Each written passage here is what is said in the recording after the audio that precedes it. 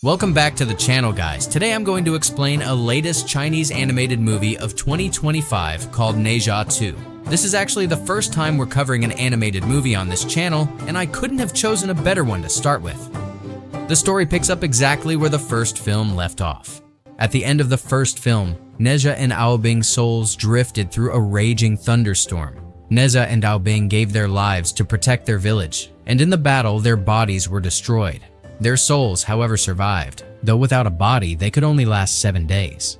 Desperate to save his disciples, Master Tai used the power of a 7-colored lotus to build new bodies for them. The villagers, who now saw Nezha as their savior, stepped in to help however they could. Tai shaped new vessels for their souls, but Nezha wasn't satisfied. He wanted a body that matched the image he held in his mind, strong, agile, and fully his. With time and focus, he reshaped it until it matched his ideal. It was Tai's masterpiece. Just as the work was nearly complete, a soldier ran in with alarming news. Shen Gong had arrived at the village border. At first, Li Jing, the village leader and Nezha's father, wasn't worried because Shen Gong appeared to be alone, but the truth hit fast. Shen Gong had brought with him an entire army of water demons. War was on their doorstep, and Li Jing prepared his fighters for battle. In the chaos, Shen Gong spotted the glowing barrier of a powerful spell protecting Nezha. He knew Nezha would be there and immediately tried to break the shield so he could rip the magic crystal out of Nezha's body. His power wasn't enough to pierce the barrier, so he summoned 3 Dragon Kings to smash it. As Tai braced for the attack, Ao Bing suddenly raised an enormous ice wall that shielded everyone in the village. At that moment, Ao Guang, the Dragon King of the East Sea and ruler of all dragons, descended to the battlefield. When Ao Bing saw his father, he bowed his head and apologized for failing him, but Ao Guang didn't blame him. All he cared about was his son's safety. Unfortunately, the crisis wasn't over. Ao Bing had poured too much power into the ice barrier, and his new body began to crumble. Knowing he had only moments left, Ao Bing begged his father to call off the assault on Shentang Pass and let him die in peace. He wanted to atone for his mistake and restore balance to the world. Nezha refused to accept that fate. He turned to Tai and pleaded for a way to save Ao Bing. After a moment, Tai gave a hard answer. The only way to keep Ao Bing alive was to let his soul enter Nezha's body. They would have to share the same body, but it would only be a temporary solution. For a true fix, Tai proposed restoring the 7-colored lotus using holy water from the gods. With the lotus revived, they could build Ao Bing a brand new body. Shen Gong opposed the plan, claiming it would endanger him and the dragon race, but he offered an alternative. Nezha could take the deity ascension exam. The champion wins a vial of holy water as the prize. There was one major problem. If anyone discovered the demonic energy still lingering inside Nezha during the exam, everything would fall apart. To hide it, Ao Bing would have to take complete control of Nezha's body during the trial, which was risky and dangerous for Nezha. Even so, Li Jing accepted Shen Gong's terms on one condition. The dragons had to stop attacking the village. Shen Gong agreed, and Nezha set out with Tai for Mount Kun, where the deity ascension exam would be held. On the journey, Tai tried to teach Ao Bing how to operate Nezha's body without conflict, but sharing one vessel and one consciousness made it incredibly difficult. With time running out, Tai gave Nezha a sedative so Ao Bing could fully take the wheel. When they arrived at Mount Kun, they were greeted by the Grand Magician himself. But before the introductions were over, the sedative wore off and Nezha snapped back into control. The Grand Magician instantly sensed something was off. Nezha's energy felt different than before. Tai stepped in and smoothed it over with a quick, clever lie, and the suspicion faded. For now. Back at the village, Li Jing requested permission for his doctors to bring medicine to the wounded soldiers. Shen Gong denied him without a second thought. Not long after, his men captured a young stranger they believed was a spy. When they brought him in, the truth stunned everyone.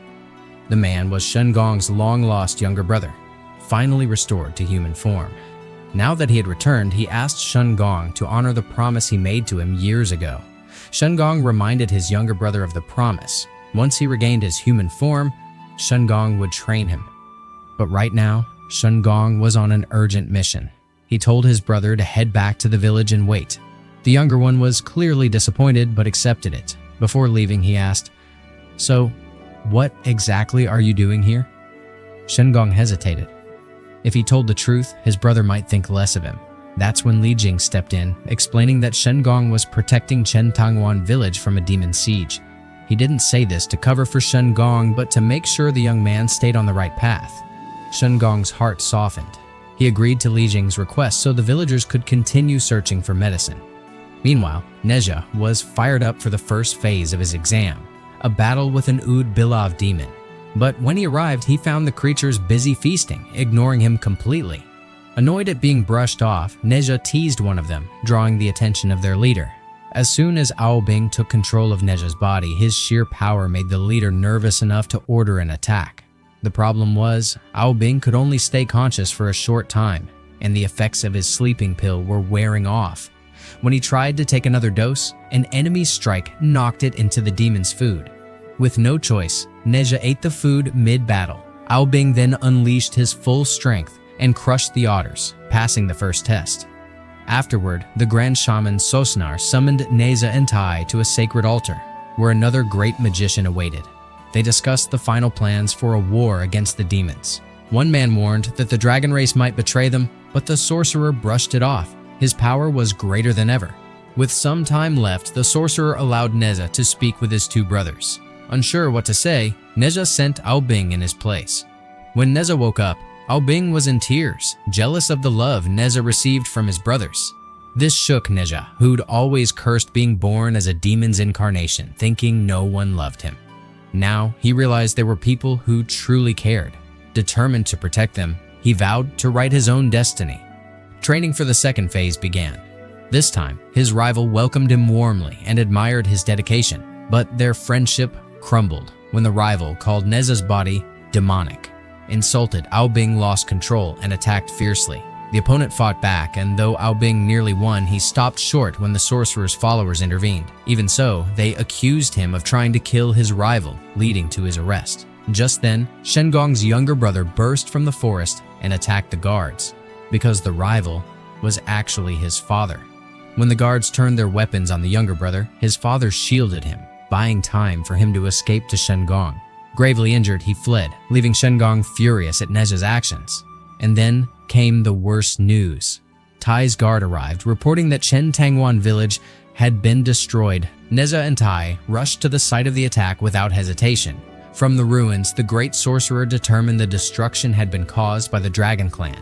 When Ne Zha realized his parents had also fallen in the assault, he burned with rage and swore revenge.